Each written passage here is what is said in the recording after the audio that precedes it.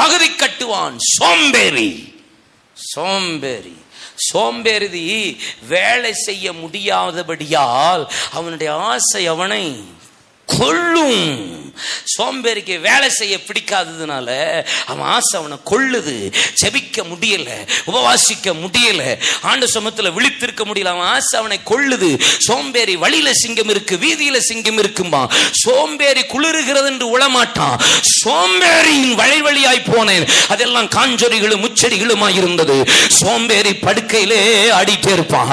கதவு நிலைகளில் ஆடுகிறது போல படுக்கையிலே ஆடிக்கொண்டிருப்பான். சோம்பேறி விரும்பி ஒன்றும் பெறமாட்டான். சோம்பேறி. இசகார், படுத்து படுத்து தூங்குறியோ? பல பேருக்கு காலையில் 5 மணின்னா என்னன்னே தெரியாது. இதுல காலையில் 7-7:30 எழும்பிட்டு அதிகாலையில் திருமுகம் தேடி அர்ப்பணதேனே 7:30 அதிகாலையா ஆளும் 4:30 மணிக்கெல்லாம் எழும்புறவங்களா இல்லையா? இல்ல கூட்டத்தோட போட்டுறாதீடா. 7 மணி 7:30 8 சூரியன் மிதித்த பிறகுதான் நான் எழும்புவேன் என்று சொல்லுகிறவர்கள் இல்லையோ? ஆஹா, யாருக்கு தான் டயர்டு இல்லைன்னு நினைக்கிறீங்க? எல்லாருக்கும் டயர்டு இருக்கு. சில குரூப்லாம் நைட்டு முழுவதும் செல்போனை இப்படி வச்சுட்டு கண்ணு மட்டும் தெரியுது, நைட்டை வேற ஆஃப் பண்ணிக்கிட்டு. சில குரூப் போர்வையை போத்திக்கிட்டு உள்ள உட்காந்து பார்க்குது. ஆமா, காலையில சர்ச்சுக்கு வருது, பாஸ்டர் பாஸ்டர் என்னடா என்னடா பாஸ்டர், கையெல்லாம் ஒரே வலி பாஸ்டர். நாங்க உடனே தீர்க்க தரிசனம் சொல்லணும். தலையில கையை வச்சு, மண்டையிலையும் கொண்டையிலையும் கையை வச்சு இயேசுவின் நாமத்தில் இப்பொழுதே இந்த கை வலிகள் மாறுவதாக, இயேசுவின் நாமத்தில் இந்த கை பலவீனங்கள் விலகி போவதாக அப்படி நாங்கள் ஜெபம் பண்ணுவோம்னு நினைப்பீங்க. நோ, நான்லாம் தீர்க்க தரிசனமாகவே சொல்லுவேன். நைட்டு முழுதும் பயவுள்ள செல்ல பார்த்துட்டு வந்திருக்கு இயேசுவின் நாமத்தில். இதுக்கெல்லாம் இந்த கையும் வலிக்குதுன்னா செல்ல தவிர வேற என்ன தீர்க்க தரிசனம் சொல்ல முடியும்?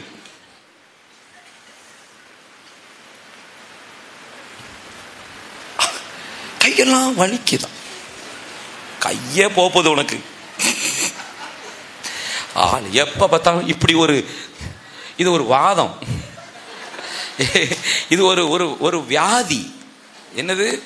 இப்ப எல்லாருக்கும் இது ஒரு வியாதி.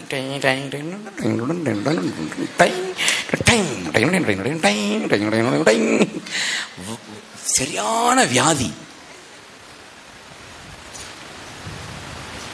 இயேசுவின் நாமத்துல சொல்லுங்க, ஆண்டவரே என் செல்போன் இன்றைக்கு ரட்சிக்கப்படுவதாக. ஆமென் சொல்லுங்க. பார்வை மாறிடணும்பா. அவன் நாடு வசதின்னு பார்ப்பான். உட்கார சில எல்லாம் பாருங்க விட்டே கொடுக்காது. பஸ்ஸில் ஏறினா நல்ல இடத்த போய் பிடிச்சிக்கும், சைங்கன்னு போய் உட்காந்துக்கிட்டு. சில குரூப்பில் இருக்கு. நாங்கள்லாம் முந்தியெல்லாம் பஸ் ஏறும்போது செருப்பை தூக்கி உள்ள போட்டு,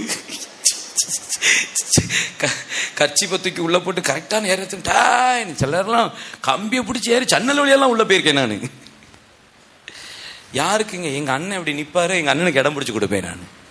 அவர் நாடு வசதியானது என்று கண்டு இவன் கஷ்டப்படட்டும்னு அவர் போய் ஜம்முன்னு உட்காருவார்.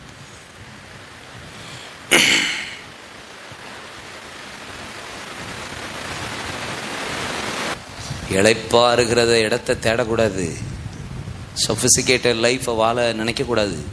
இசகாருடைய பார்வை மோசமான பார்வை. எப்பவுமே வசதின்னு தேடி ஓடுறாள். பொருளாசை, உலகத்தின் மீது உங்க பார்வை என்ன செய்யக்கூடாது? சொல்லுங்க.